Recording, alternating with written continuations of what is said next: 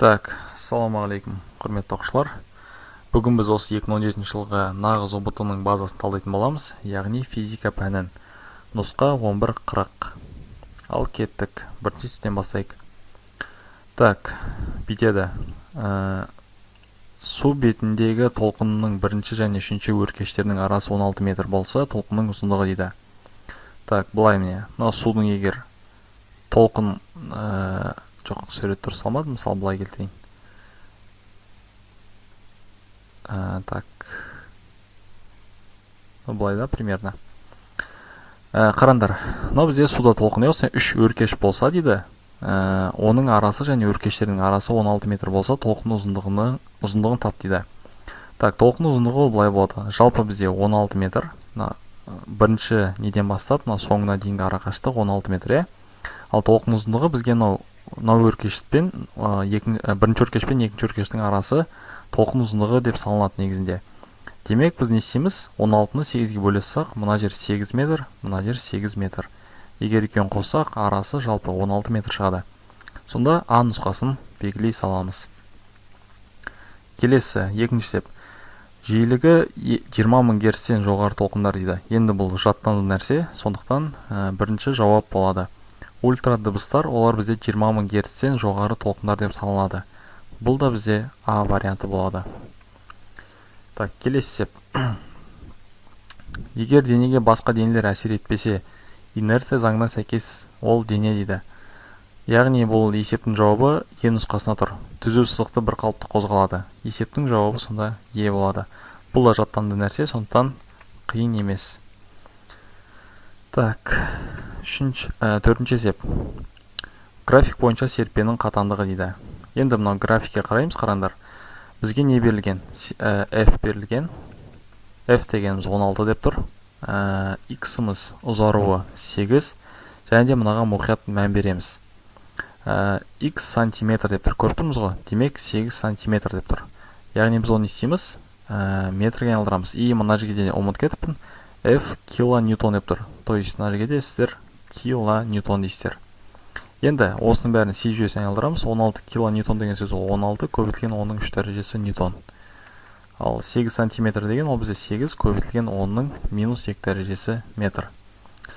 Так, бізге нені тау керек? Қатандықты тау керек. К-ны. Так, сонда формула қандай? F тең Kx. Осы жерден К-ны табатын болсақ, К тең F бөлінген X болады. Так, F-міз бізде 16 көбейтілген 10-ның 3 дәрежесі. X-мыз арақашықтығы, яғни 10-ның минус 2 дәрежесі. Так, мына жерде бізде 16 мен 8 қысқарады, 2 қалады. Көбейтілген сосын 10-ның минус 2 дәрежесі жоғары 10-ның 2 дәрежесі болып шығады. Сонда 3 пен 10-ның 5 дәрежесін береді. Есептің жауабына К тең 2 көбейтілген 10-ның 5 дәрежесі, немесе мынау 10-ның 5 дәрежесінің жаңағы 2-ні қайттан орнына қоямыз, сонда 200 көбейтілген 10-ның 3 дәрежесі шығады. То есть 100-ді мына қарызға бер жерден. Сонда 200 килоньютон деген жауап шығады. Так, ол бізде Б нұсқасында тұр екен. Келесі сеп. Бітеді. Затты 400 кельвинға қыздыру үшін қажетті жылу мөлшері Q 8 килоджоуль дейді. Заттың жылу сыйымдылығы дейді. Енді мына жерге мұқият жауаптарына қарасақ, жылу сыйымдылықтың табатын формуласымен өзі дайын тұр. Бәріне джоуль бөлінген не деп тұр? Кельвин деп тұр. Енді сол формулаға қойсаңыздар болады. Бұл енді оңай жолдарын айтып сіздерге. Так, бізге кельвин дегеніміз, яғни 400, шкала бойынша 400 кельвин, то есть температурая. Ал Q дегеніміз бізде 8 килоджоуль. Енді біз осы жерден қазір нені табатын болсақ, сыйымдылықты. Қандай болады сонда? С тең Q бөлінген Т. Осыдан Q дегеніміз бізде жаңа 8 килоджоуль дегенді 8 көбейтілген 10-ның 3 дәрежесі бөлінген 400-ді 4 көбейтілген 10-ның 2 дәрежесі олам. Өйткені 10-ның 2 дәрежесі бізде квадрат ол 100, 100-ді 4 көбейтсеңдер қайттан 400 шығады. Мынау бізде 1000 деген сияқты. Так, енді 1000-ды 100-ге бөліп жүрсем, мына жақта 1 дәрежесі қалады, мынау. Так, 10-ның 2 дәрежесі қысқараттан 3 пен қысқарып кетеді. Сонда 8 көбейтілген 10 бөлінген 4. Осыдан 8 4-ке бөлсек, 2 көбейтілген 10 шығады. Немесе 20 джоуль бөлінген кельвин. Так, ол бізде С нұсқасында тұр екен. Есептің жауабы. Так, келесі 6-шы есеп. Берілген битеді. Қазір мұны жазып жіберейін. Магнит индукциясы 20 миллитесла дейді. То есть индукция бізде мынандай әріппен берген. Б деген 20 миллитесла деген сөз, оның минус 3 дәрежесі тесла. Келесі, біртекті магнит өрісіне перпендикуляр орналасқан ұзындығы, так, ұзындығы бізде 2 сантиметр, 2 сантиметр деген оның минус 2 дәрежесі метр. Өткізгіш арқылы 2 ампер дейді. Ток күші I тең 2 ампер. Өткенде оған әсер ететін күш дейді.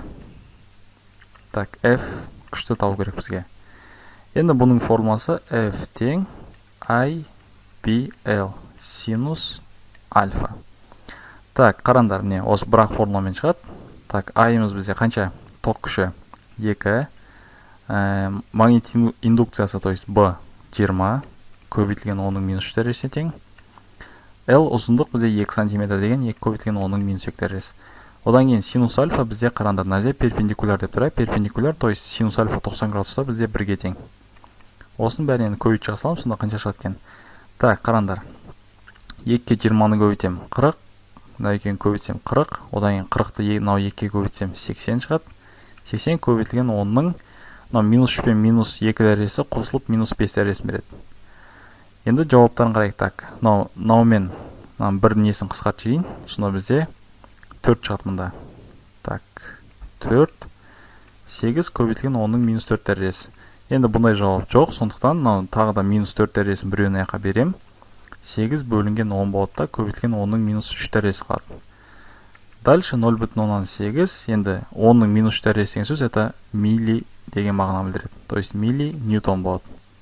Есептің жауабы. Яғни, бізге күш табу керек, F тең 0,8. Енді күштің бәрі ньютонмен есептелінеді, милли ньютон. Енді физикадан қазір кейбір оқушылар мүмкін түсінбей отыр мүмкін. Дәрежемен жұмыс, си жүйесі, өлшем бірлік деген. Бұның бәрін мен бұйырса неде? Әр ай сайын онлайн курс өтіп тұрамын, сол онлайн курста бүкіл тақырыпты қарастыратын боламыз. Сол кезде сіз міндетті түрде осының бәрін түсініп шығасыздар. Яғни кинематикадан бастап неге дейін физиканың барлық осы основной тақырыптарын қарастырып шығамыз. Бір айлық курс қана бағасы қымбат емес. Бір ай қатысып, кейін нұсқа талдаған кезде сіздер бәрін түсініп, яғни өздеріңіздің балдарыңыз жоғарлата аласыздар. Сондықтан нұсқа талдау болғандықтан бұл жерде мен тек қана тез қысқа түсіндіріп өтіп отырмын. Так, келесі есеп. Так, мына жақта не болды бізде жауабымыз? С болды ма? С нұсқасы болды, иә? Так, келесі 7-ші есеп. Электролит ерітінділерінде электр тоғын тасымалдайтындар дейді. Так, бұл жерде оң және теріс иондар деген жауап болады. Яғни Д нұсқасы. Бұл да жаттанды нәрсе. Так, келесі. Магнит өтілділігі дейді. Мю кіші бірден болатын заттар дейді. Енді бұл бізде әрине диамагнитиктер болады. То есть бұның жауабы бізде С нұсқасында болады. Так, келесі 9-ші есеп. Немейді? Линзадан нәрсе кескініне дейінгі қашықтықтың белгіленуі дейді. Линзадан нәрсе кескініне дейінгі қашықтықтың белгіленуі, ол бізде мынау жаттанды нәрсе. Б нұсқасы болады, то есть кішкентай F. Осы кескіннің арақашықтығын анықтайтын шама. То есть Б нұсқасын белгілейсіздер. Келесі есеп 10-ші. Шамдардың тізбектей жалғануына сәйкес келетін дейді. Енді қарандар. Так, бірінші вариант дейді. Бірінші вариантқа қараймыз. Бұл жерде бізде тізбектей жалғанбай тұр. То есть, яғни параллель кетіп жатыр. Екі нәрсе өзара параллель шамдар жалған тұр. Сондықтан бұл жауапты бірден сызып тастаймыз. Яғни бір дегендердің бәрін. Так, А мен Е кетті. Келесі екіншісі. Екіншісі бізде міне тізбектей жалған тұр. То есть, бұлай кеткен, көріп тұрмыз ғой, тізбектей кеткен. Яғни тізбектей жалғануға сәйкес келген сұлба. Яғни, ал үшті көрейік. Үште бізде параллель жалған тұр. Мынау екі нәрсе, екі шам. Яғни үште болмайды. Есептің жауабы сонда бізде тек қана екінші нұсқаға келеді. С нұсқасы деп белгілей салады екенбіз. Келесі 11-ші. Тербеліс жиілігі дейді 680 Гц, ал жол айырымы 25 см болатын дыбыс толқындардың фазалар айырымы дейді. дыбыстың таралу жылдамдығы 340 метр бөлінген секунд дейді. Шығарайық ал. Так, берілген алдымен жазайын. Нью тең 680 Гц. Ой. Так, Гц. Жол айырымы 25 сантиметр дейді. Яғни D дейік. 25 сантиметр. Одан кейін бізге болатын дыбыс толқындардың фазалар айырымы керек екен. Дыбыстың таралу жылдамдығы беріліп қойған. Так, жылдамдығы V тең 340 метр бөлінген секунд. Так, фазалар айырымы тау керек, то есть фиді табамыз. Так, енді мынау есепті негізіне курста мен бұлай ашып түсіндіріп беремін. Не қайдан шыққан екен. Енді бұл жерде нұсқа талдауымнан қайталап айтайын. Кішкене жылдамырақ шығару керек. Өйткені әр есепті егер түсіндіріп отыратын болсам, бұның өзі ұзақ болып кетеді. Так, енді дайын формуланы еске сақтап аламыз. Қазір жазып беремін, қараңдар. Бізде жалпы фи бұрыш табатын формула омега т деп аталады. Фидің өзі табатын формуласы фи тең омега көбейтілген т. Енді омега бізде неге тең? Омеганың өзі осы бізде неге тең? 2 пи ньюға тең. Ал мынау т деген сөзіміз бізде период деп саналады. Ал осы период бізде формасы лямбда бөлінген ц-ға тең. Яғни 3 формула керек мына есеп шығару үшін. Енді бәрін орнына қоя саламыз. Сонда бізде фи фазалар айырымы деген сөз это бізде бұрыш деп аталады. Сонда фи тең омеганың орнына мен 2 пи ньюді қоям, ал т-ның орнына лямбда бөлінген ц-ны қоям. Так, енді кеттік ал. Мынау лямбда деген сөз негізі ол арақашықтық, разница жоқ. Т деп ала берсеңдер де болады. D деп былай. Лямбда немесе разница жоқ. Енді толқын ұзындығы, сондықтан мына жерге мен D емес, лямбда деп қойсаңдар да болады. Так, 2 пи тұра берсін. Нью деген қанша бізде? Нью дегеніміз 680, 680 Гц, яғни ол жиілігі. Лямбда бізде 25 сантиметр, 25 көбейтілген 10-ның минус 2 дәрежесі дейміз. Бөлінген ц бізде 340. Енді мынау 2-ні 680 көбейтіп, одан кейін 25-ке көбейтіп, 25 сантиметр немесе бет жазсаңдар бірден. 0,125 метр деп. Анау 10-ның минус 2 дәрежесі төмен түсіп кетеді, 25-ті 100-ге бөлсеңдер 0,125. Так, осының бәрін көбейтіп, 340-қа бөлсеңдер, бізде пи ғана қалады сонда қысқарып. Яғни мына бәрін көбейтсеңдер 340 шығады. Үстін жаза берейін, 340 бөлінген. Астында 340 қысқаратта бізде пи ғана шығады. Яғни сонда біздің бұрышымыз пиға тең екен. Ал пи деген бізде 180 градус екенін білеміз. Сонда есептің жауабы 180 деген мынау ц нұсқасына тұр міне. Так, келесі есеп. Бөлмені толтыратын ауаның қысқы күні дейді 23 градус және жазғы күні 30 градус тығыздықтарын салыстырыңдар дейді. М мольдік массасын берген бізге, малярлық массасын 29 грамм бөлінген моль дейді. Анау бізде R дегеніміз универсал газ тұрақтысы. Енді бұны шығару үшін бізге мынау формуланы білу керек. Яғни Менделеев Клайпейрон теңдеуінен М бөлінген М R Т. Түк қиындығы жоқ міне. Осы жерде біз керек еместерін алып тастаймыз, яғни масса бізге берілмеген, демек массаны бүйтіп өлшеп тастасаңдар болады. И одан кейін мынау ПВ деген сөз это бізде А-ға тең. А тең РТ бөлінген М деп ала берсеңіздер болады. Алар былай шыққанда кедергі сәтейшін. Мынау ПВ бізде жұмысты береді, А-ға тең. Сонда мына формуланы өлшеп тастаймыз. Бізге тек қана керегін алып алдық. Осы үш нәрсе ғана берілген R, T, M. Сондықтан осы үш нәрсені ғана пайдаланамыз қазір. Енді бұны қазір жоғары жазып қойын. А тең R, T бөлінген M деп. Енді так, немен нені салыстыр дейді бізге? Жазғы күн мен қысқы күн салыстыр дейді. Енді мынаны қысқы деп алайын. Q деп е. Мынаның бәрі Q болады қазір. Келесі, немесе қысқы күнді біз 1 деп алайықшы. Солай кішкене ыңғайлырақ болады. Ал нені жазғы күнді біз не деп алайық? А2 деп алайық. R2, T2 бөлінген M2 деп. Енді R бізге берілген 8,31 екеуіне де бірдей. Енді T'лар тауып алайық. Қазір бізде қараңдар. T'ны табу үшін біз не істейміз? 23 градусқа бірінші қосамыз 273-ті.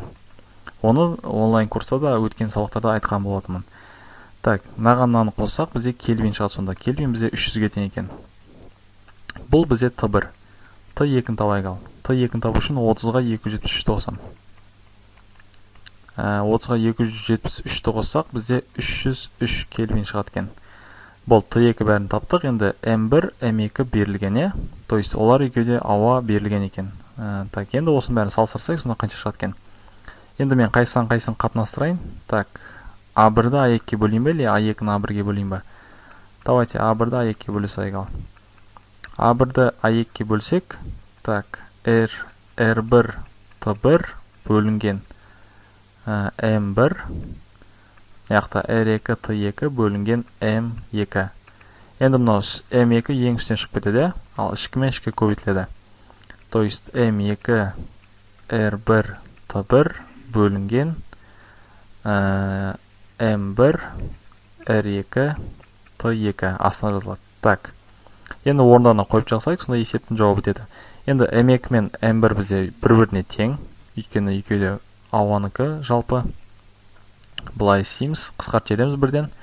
R1 мен R2 де тең бір-біріне, өйткені ол екеуде универсал газ тұрақтысы 8,31-ге тең. Екеуіне қысқартып жібереміз. Сонда Т1-дің Т2-ге қатынасын тап деп тұр бізге. Енді Т1-дің Т2-ге қатынасын табатын болсақ, Т1-іміз қанша бізде? Т1-іміз қанша? Так, Т1-іміз 300 екен, Т2-іміз 303. Сонда А1-дің А2-ге қатынасы бізде 300 бөлінген 303 екен. Так, енді жауаптарына қарайтын болсақ, бізде не шығып тұр? Бәрінде 1 деген шығып тұр, яғни 0 емес. Яғни біз А2-ні А1-ге қатынастырады екенбіз. А1-де наяқта айтпаған өзі қайсын қатынастыр деп. Сондықтан біз енді А2-ні А1-ге қатынастырамыз. Өйткені жауаптарында яқта 0 деген жоқ, өйткені кішісін үлкенге бөлсеңдер, әрине 0 деген шығады. Демек біз 303-ті 300-ге бөледі екенбіз. Енді 303-ті 300-ге бөлсеңдер, так, 1 қанша шығады? 10-нан 2-е қателеспесем. Так, А2-ні А1-ге қысқартсақ, бізде 1,10-нан 2 шығады екен.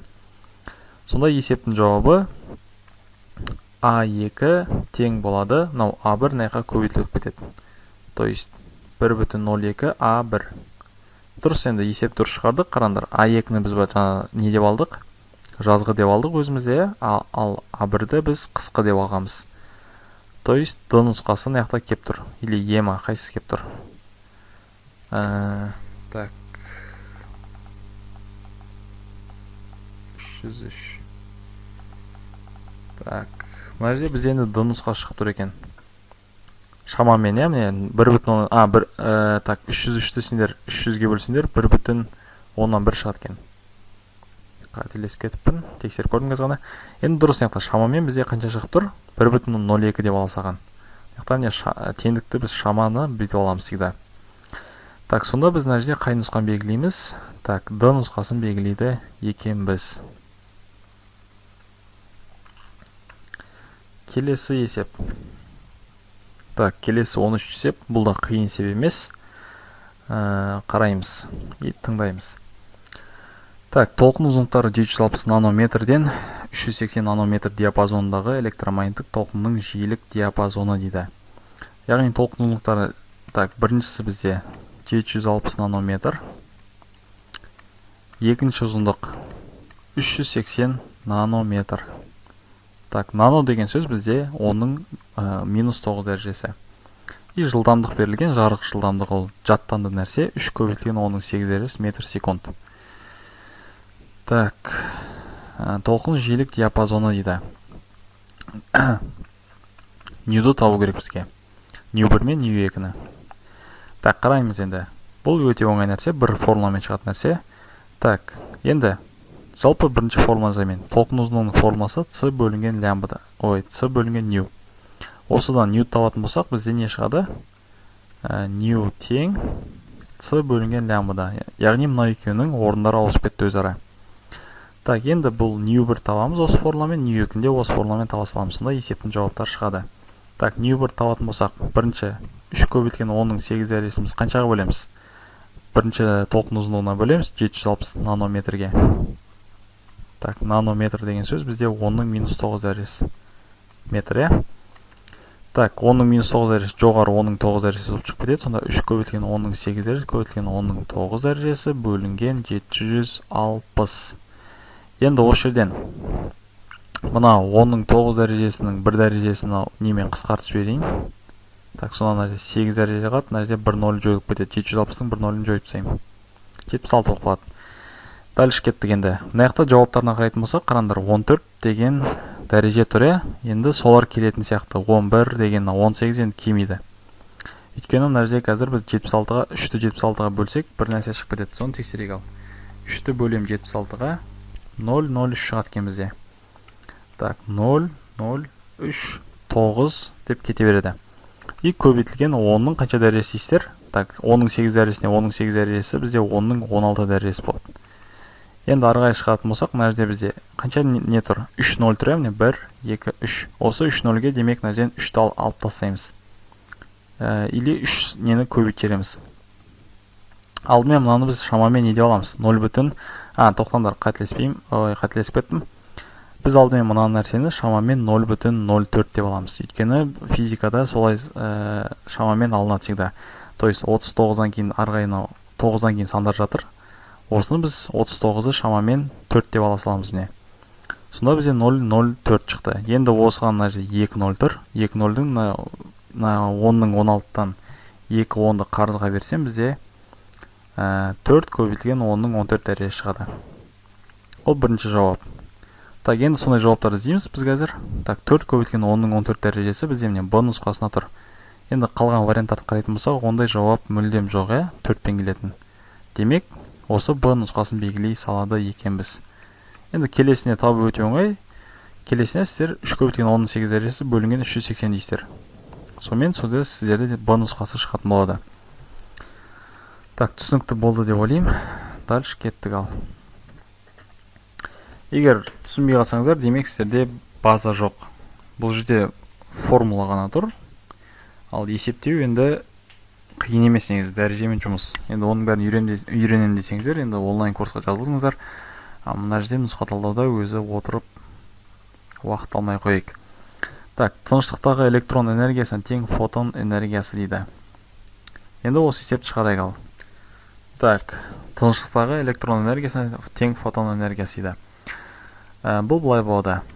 Так, фотон энергиясының формуласы mc квадрат. Міне болды. Бір формуламен ғана шығатын нәрсе бұл. Тең дейміз. Так, массасы берілген бізге, электронның массасы 9,1 көбейтілген 10-ның минус 31 дәрежесі. И c квадрат деген c-ны мен квадраттап жіберем. То есть 3-тің квадраты 9, ал 10-ның 8 дәрежесінің квадраты 10-ның 16 дәрежесі болады. Дальше кеттік. Енді 9,1 9-ға көбейтсеңдер, сендерде 81,9 шығады. Минус 31-ге 16-ны қоссаңдар, минус 15 шығады. Осынай джоуль болды, энергияның бәрі өлшемділіктері. Жауап бізде сонда А нұсқасында тұр екен. Келесі 15-ші есеп. Массасы 200 грамм бензин толық жанғанда бөліп шығаратын жылу мөлшері дейді. Так, массасы 200 грамм. Жану жылу берілген 46 мегаджоуль деген 10-ның 6 дәрежесі джоуль бөлінген килограмм. Енді жылу мөлшерін тап дейді. Так, Q тап деп атыр. Формуласы бірақ формула. Q тең Q көбейтілген M. Яғни жану жылумен массаны көбейте саламыз. Жану жылу бізде 46 көбейтілген 10-ның 6 дәрежесі. Массасы 200 грамм деген бізде 200 көбейтілген 10-ның минус 3 дәрежесі килограмм болады. Яғни 200 көбейтілген 10-ның минус 3 дәрежесі. Осыдан мынау 200-ді 10-ның минус 3 дәрежесін біз бүйтіп алсайық. Так, бөлінген 1000 дейік. Яғни минус деген сөз анау төмен сүріп жібереді, одан кейін 10-ның 3 дәрежесі бізде 1000-ға тең. Минус төмен сүріп жібереді, дәрежені білетін шығармыз. Енді 200-ді 1000-ға бөлсеңдер бізде қысқарып 0,2 шығады. Енді осы 0,2-ні 46-ға көбейтсек, бізде 9,2 көбейтілген 10-ның 6 дәрежесі шығады. Яғни 9,2 мегаджоуль. Мега деген сөз 10-ның 6 дәрежесі. Бұл бізде Е нұсқасында тұр. Так, 16-ші есеп. Материалдық нүктенің жылдамдық теңдеуі берілген. В тең 18 минус 2Т. Қозғалыс басталғаннан кейін дейді, Т тең 5 секундтан кейінгі орташа жылдамдығын тап дейді. Так, қатты қиын есеп емес, мынандай болады қараңдар. Егер бізге уақыттан кейінгі орташа жылдамдық десе, формуласы бастапқы жылдамдық пен соңғы жылдамдықты қосып 2-ке бөле саласыңдар. Сонда қараңдар енді. Так, мына жерден бәрін түсіндіру керек болып тұр. Так, бізде мына жерде v тең v0 минус at деген формуланы білетін шығармыз, бастапқы жылдамдық пен соңғы жылдамдыққа байланысты. Яғни минус неге? Себебі жылдамдық кеміп бара жатыр. То есть мынау қозғалыс бізде кемелі қозғалыс, яғни тормоз басып жатыр, тежеліп келе жатыр дегендей мағынаны білдіріп тұр. Енді осы жерден біз бастапқы жылдамдықты көріп тұрмыз, 18 екенін. Так, бірден есептей берейік, мына орташа тең 18 плюс деп қойайын пока. Астына 2. Енді соңғы жылдамдықты табу керек, мынау v-ны. Оны біз қайдан табамыз? Мынау t-ның орнына бізге 5-ті қоя саламыз, сонда соңғы жылдамдық шығады. v тең 18 минус 2 көбейтілген t 5 секундтан кейінгі деп тұр. Сонда v тең 8 шығады. То есть соңғы жылдамдық 8 екен. Дұрыс, бастапқы 18, соңғы 8, яғни тежеліп келе жатыр. Енді 18-ге 8 қоссаңдар 26, 26-ны 2-ге бөлсеңдер 13 метр бөлінген секунд. Есептің жауабы сонда Е нұсқасында тұр. Так, келесі 17-ші есеп бітеді. Мына есептен де көп оқушылар шығарамауы мүмкін, сондықтан мұқият тыңдаймыз. Алюминийден жасалған бұйымның ауадағы салмағы дейді 15 ньютон, ал судағы салмағы 9,5 ньютон. Алюминийдің тығыздығы дейді. Судың тығыздығы берілгеніне. Енді қараңдар. Бізде алюминий негізі екі жағдайда қарастырамыз. Бірінші ауада тұрған, екіншісі суда тұрған. Бір судың ішінде алюминий жатыр дейік. Әрине судың ішіндегі салмақ аз сезіледі. Өйткені суда бізде кері итеруші күш ұстап тұрады, Архимед деген. Яғни осылар қазір қолданатын боламыз. Енді алдымен алюминийдің өзінің салмағын табылайық. F тең mg деген формула арқылы. То есть ауадағы бізде салмағы 15 деп тұр. Разница жоқ. Так, массасы ионға көбейтілген. Яғни 15-ті 10-ға бөлсеңдер, бізде алюминийдің өзінің салмағы 1,15 килограмм екен. Енді Архимед заңын қолданып біз судағы несін тауып алайық қазір. Так, судағы бізде салмағы қанша дейді? 9,15 тең болады. Есімізге сақтап аламыз мына формуланы. R1 минус R2, екі тығыздықты азайтасыңдар суда. И көлемдері әрқашан көбейтіліп тұрады. Көлем мен не еркін сүдеуі. VG. Енді осы жерден R1 дегеніміз бізде алюминийдің тығыздығы, ал R2 дегеніміз судың тығыздығы. То есть судың тығыздығы бізде 1000 деген уже беріліп тұр. Енді V дегенді біз қазір мынау формуламен тағы да анықтаймыз. Алюминийдің тығыздығы R1 бізде массаны, сол алюминийдің массасын өзінің көлеміне бөлсек, бізде тығыздығы шығады екен. Енді осы жерден біз көлемді тауып аламыз қазір. V тең, яғни V1 алюминийдің көлемі. V1 тең болады M бөлінген ρ1. Так, енді осыны қазір мынау V1-дің орнына қоятын боламыз. Сонда 9,15 тең R1 минус R2 бізде 1000 деп тұр. V1-дің орнына мен M бөлінген ρ1 көбейтілген G. Енді дальше кететін болсақ, қараңдар. Так, мына өше сайын. Так, керек емес. MG деген бізде қанша? Жаңа 1,15 шықты, G 10, 15 ек. Сонда 9,15 R1 минус 1000. Так, MG 1,15 10-ға өтсем 15 бөлінген R1. Осыдан, так, мына жерде тең тұр. Енді жақшаны ашып саламыз. Так, R1 дегеніміз бізде R1-ді 15 R1-ға көбейтсем бізде R1 мен R1 қысқаратта бізде 15 қана шығады, минус. Енді 1000-ды мынаған көбейтсем, сонда үстінде 15000, астында R1 қалады. Осыдан R1-ді мына жаққа 9,15-ті мына жаққа өткізем. Сонда 15000 R1 тең болады 15-тен азайтамын 9,15-ті. Енді 15-тен 9,15 азайтсақ, бізде 5,15 шығады. Так, 5,15 бірден жасайын, ары бері жүре бермей. Енді осы жерден тығыздығын таба саламыз. R1 тең болады, яғни қаншаға тең? 15000-ді бөлеміз 9,15-ке. Сонда бізде 2, так, 7, 2, 7 сөйтіп кете береді. сонда есептің жауабы 2727 бүтін деп арғы кете береді. Осымен бітеді. Так, килограмм бөлінген метр куб. Міне, осыны мен оңай жеңіл тілде түсіндіріп бердім тез-тез. Ең басты мына екі формуланы еске сақтап алсақ болды. Так, бірінші ауадағы мен біз массасын тауып алдық, өзінің кәдімгі тұрақты ауада тұрған денесін. Одан кейін барып екінші формулаға сала салдық. Ал егер толық түсінемін десеңіз, сол бұйырса курста бәрін түсіндіріп беремін. Келесі есеп. Так, бізде бұл 18-ші есеп. Так, мына есепті мен негізі оңай есеп, бірақ ұзақта шығарған. Сондықтан бірдеміне жазып қойдым бәрін. Қараңдар. Түсіндіріп берсайын қысқа. 500 кг алюминийді балқыту үшін пеште 100 кг тас көмір жағылды. Алюминийдің бастапқы температурасы 32 градус. Градус дейді, пештің пәкі дейді.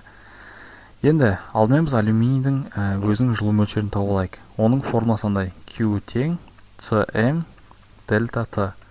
Яғни С дегеніміз не? Алюминийдің несі сыйымдылығы берілген бізге, жану сыйымдылығы. Қанша деген? 900 деген. 900 жаздым. Массасы бізде 500 кг.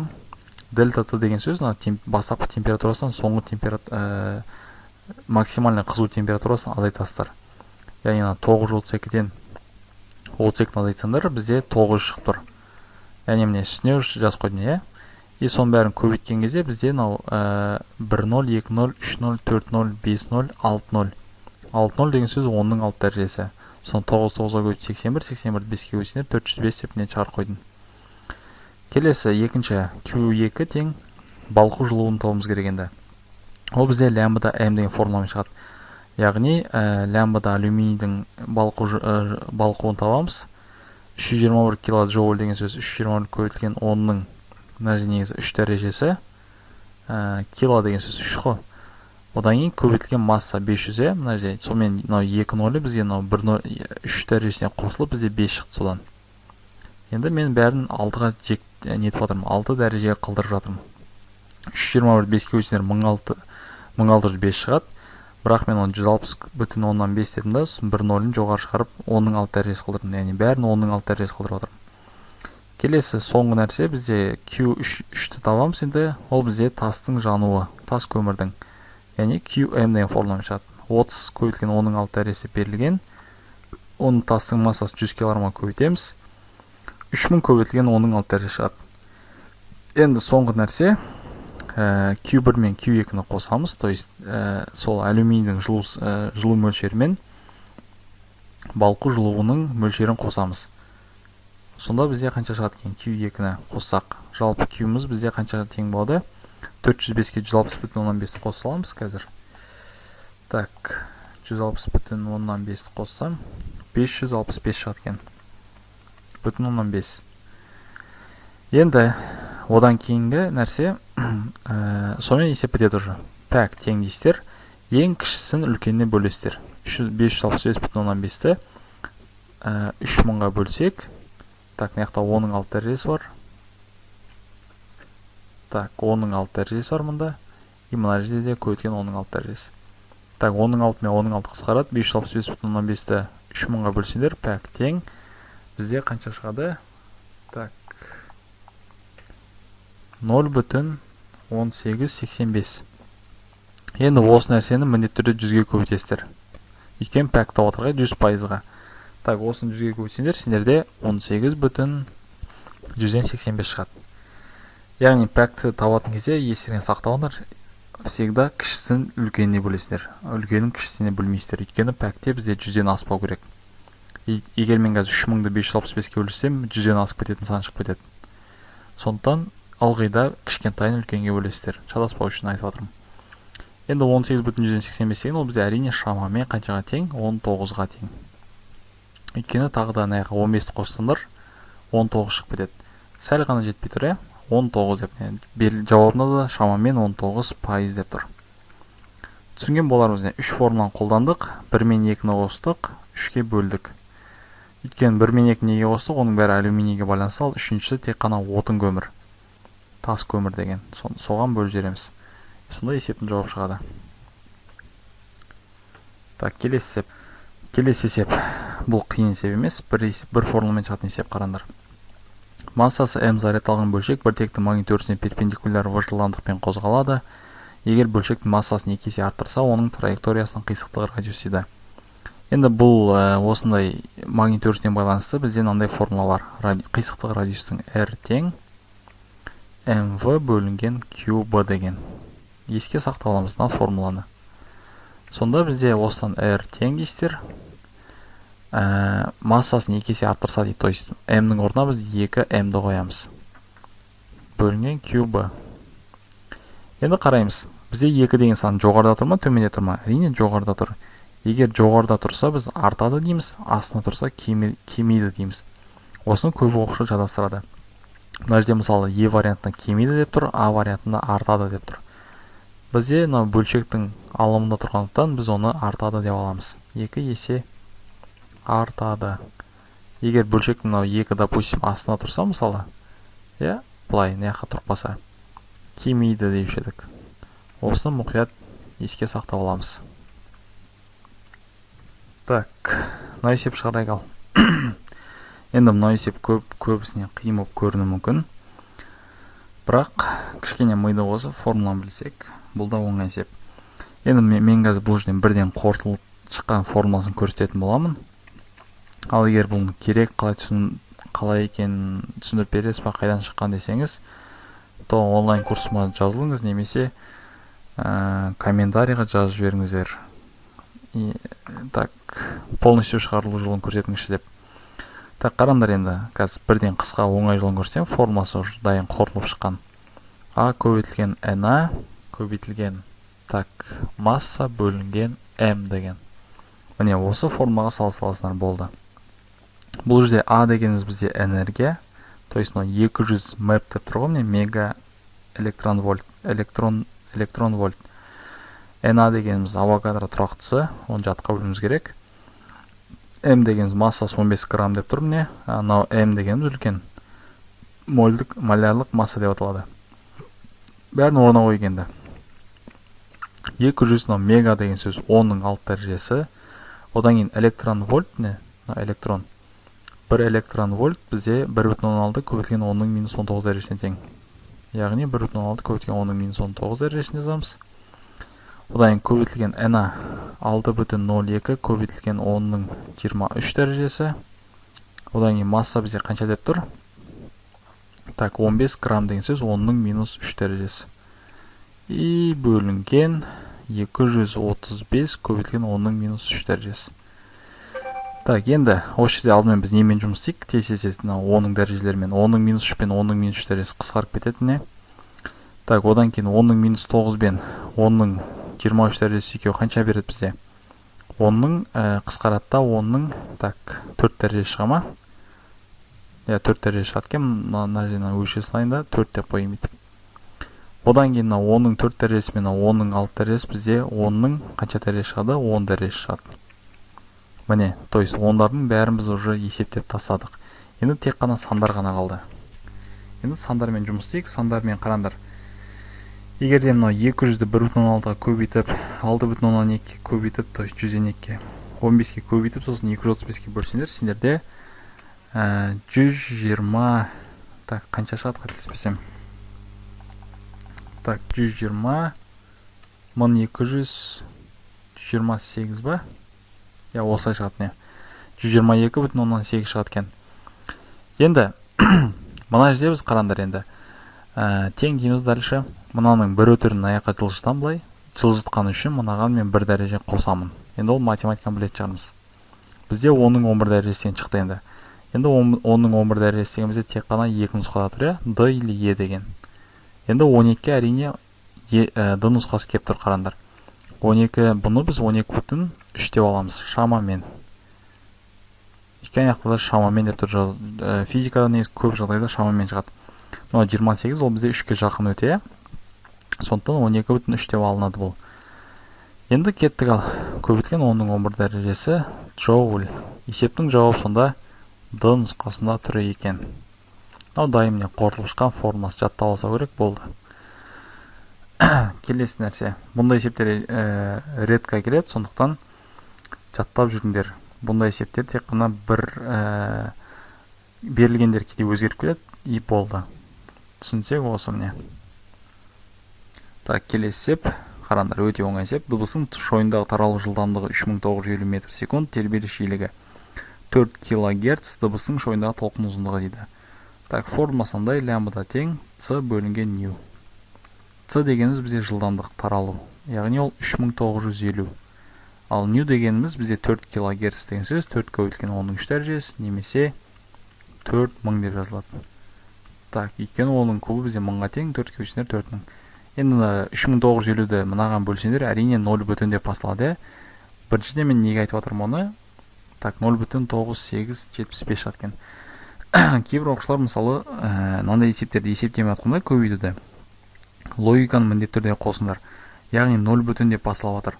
Ал 0 бүтін, яғни кіші санды үлкен санға бөлсеңдер 0 бүтін деп басталады ылғида. Сондықтан сендер жауаптардан мына 15 дегендер уже автоматсыз сандар болады. Өйткені бұл жақта 0 бүтін деген жоқ еш нәрсе. Мұнан бәрі көрдіңдер ме? Міне бірден сызылып кетті. Километр шығып жатыр бірінде. А бізде жақта метрмен шығу керек еще жауабында. Енді 0,90, мынау 875 деген шамамен 9 деп алынады. Ол бізде физикада жауаптарында да шамамен деп тұр. Ол бізде F нұсқасынан тұр. Келесі есеп. Так, келесі. Бір текті ортада дейді, жылдамдығы мынандай тарайтын толқынның ұзындығы 60 метр, вакуумдағы жиілігі дейді, толқынның вакуумдегі жиілігі. Так, формула қандай еді бізде? Лямбда тең c бөлінген нью. Осыдан нью табатын болсақ, c бөлінген лямбда. Яғни жылдамдық бөлінген толқын ұзындығы 60 метр. Енді мына жақта 30.000-ды 60-ға бөлсек, бізде әрине 500 шығады. 500 Гц. Так, 500 Гц деген жауапты іздейтін болсақ, ол бізде H нұсқасынан тұр екен. Одан кейін G-налар келмейді. Енді C нұсқасы келемеген тексеріп көрейік ал. C нұсқасы келеді екен міне. Неге C нұсқасы келеді? Себебі біз білеміз, бізде жиіліктің екі өлшем бірлігі болады. Біріншісі бізде C-ның -1 дәрежесі деген, екіншісі ол Гц. Енді бұның қайдан шыққан түсіндіре салайын, кейбір оқушылар білмей қалса егер. Нью тең 1 бөлінген Т деген нәрсе бар, формула. Осыдан Т деген сөз бізде өлшем бірлігі секунд. Ол бізде С-ның -1 дәрежесі болып жоғары шығып кетеді. Келесі есеп. Так, бидеді. Келесі есеп. 23-ші. Серіппеде жүк 9 секундта 180 тербеліс жасайды дейді. Тербеліс периоды мен жиілігін тап дейді. Так, қараңдар енді. Тербелістің периодының формуласы Т тең Т бөлінген N. Ал жиілігін табатын формула N бөлінген Т.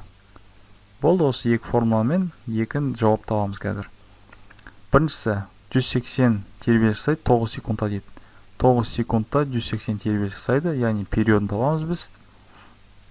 Қаншаға тең болсында? Мынау қысқарады да бізде 1 бөлінген 20 шығама. Келесі екіншісі ньют табайық енді. N бөлінген Т, яғни 180-ді біз наоборот 9-ға бөлеміз. Ода 20 шығады. Болды, енді осы жерден так жауаптарын іздегенде.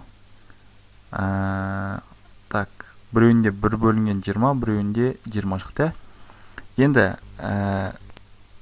так, тоқтаңдар, 9-ды 180-ге бар бөлсем қанша шығады екен? 0,05 дейді. Так, мұнда 0,05 шығады екен. Ал мұнда 20 шығып тұр өзі. Так, 20 Гц. Так, енді жауаптарынан іздейік. Б нұсқасын көрейік ал. Так, А нұсқасы келмейді міндетті түрде. Б нұсқасы 50 миллисекунд дейді. 50 миллисекунд келеткен. Себебі 50 көбейтілген 10-ның -3 дәрежесі, ол бізде 50 бөлінген 10-ның 3 дәрежесі болып кетеді. То есть минус төмен жүреді. Енді 50-ді 10-ның 3 дәрежесіне бөлсеңдер, 5 пен так 10-ның 2 дәрежесі қалатын яқта, 3 дәрежесін біреу қысарып кетеді. Енді 5-ті 100-ге бөлсеңдер 0,105. Әрине ол дұрыс. Енді екін тексеріп көрейік. 20 Гц деген. 20 Гц деген бізде 0,02 кГц деген, ол 10-ның 3 дәрежесі. Так, 10-ның 3 дәрежесін аяға көбейтсек, шынымен де 20 шығады екен. Яғни 1000-ды 0,102-ге көбейтсеңдер 20 шығады. Яғни Б нұсқасы дұрыс. Келесі.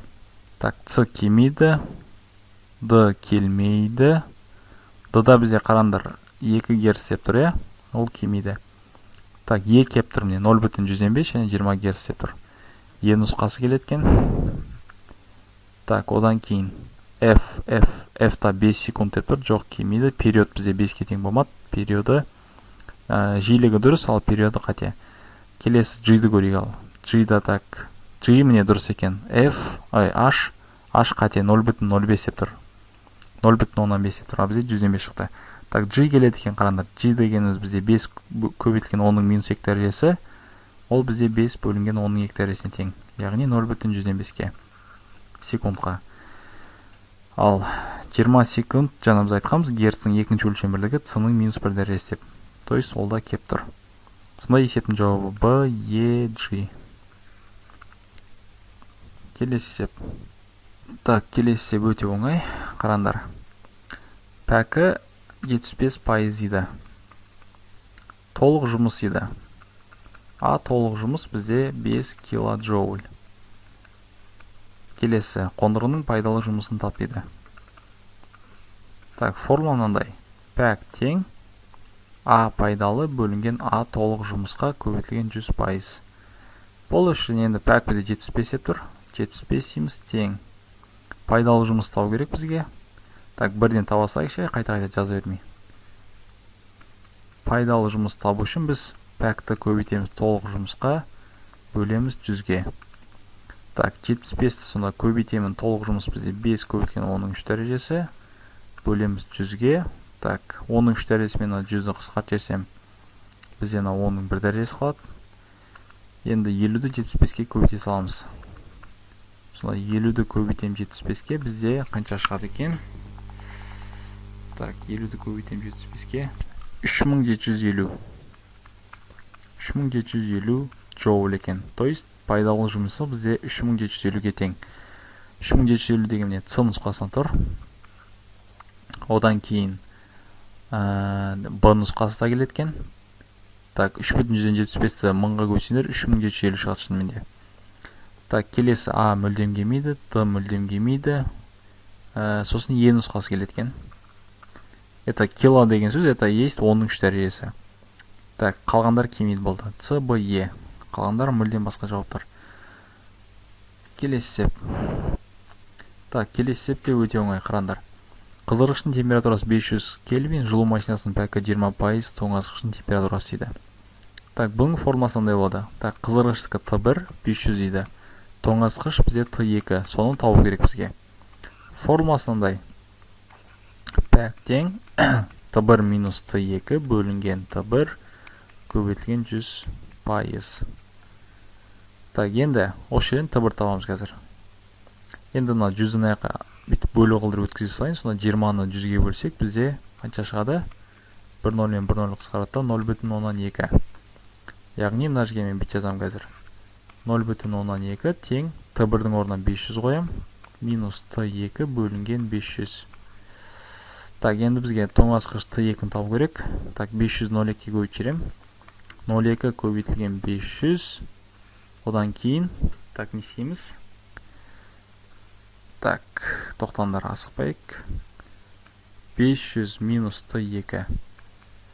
Қараңдар, 500 минус Т2 тең 500 0,2 көбейтіліп кетеді.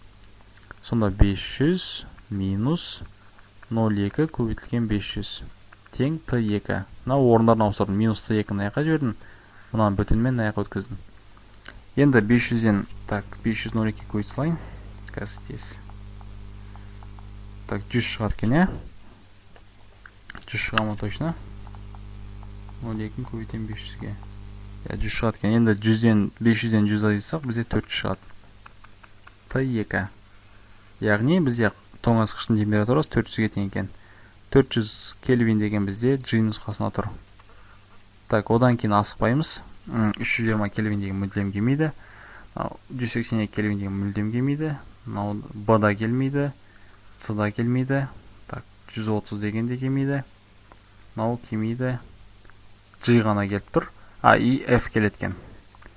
Неге F келеді? Себеп қараңдар. Қазір. Себебі бізде F нұсқасы неге келеді? Өйткені 127-ге біз егерде. Так. 127-ге 273-ті қоссақ, градусты, бізде 400 кельвин шығады. ылғи да сол 273-ті қосасыңдар. Кельвин шығаруларын кесе керек. Градустан кельвиндерге айналдыру үшін 273-ке қосасыңдар. Так, сонда GF нұсқасы болады екен. Келесі нұсқа, енді мынау газ өте оңай нәрсе. Так, 26 жаттап аламыз, формуласы міне. Газ молекуланың концентрациясын есептеуге болатын формула дейді. Енді бұл жерде сіздердің формулаларыңыз, қара қалдырайын кішкене. Атау көрінбей кетті. Так, А нұсқасы болады. Жаттау керек. N тең M бөлінген M, NA V деген. Осы нұсқа сіздерде болады екен. Келесі. Одан кейін B нұсқасы келеді. И D нұсқасы. Газдың концентрациясы N бөлінген V, Rho NA M. Одан кейін келесі бізде қайсы? А нұсқасы A, B, D міне. Енді бұның бәрін мен толық сайтта түсіндіріп беремін. Қорытып, қазір отыратын уақыт жоқ. Негізі газдың концентрациясының ең алғашқы формуласына D нұсқасы болады. А мыналардың бәрі бізде қорытылып шыққан формулалар деп аталады. А мен Б. Ал D біздің негізгі формуласы осы болады. N бөлінген V деген. Еске сақтап аламыз осыны. Келесі есеп. Так, индуктивтіктің өлшем бірлігі дейді. Енді индуктивтіктің өлшем бірлігі ол бізде мынау Генри болады не. Е нұсқасы. Қалғандары келмейді. L тең өлшем бірлігі Генри. Так, келесі 28.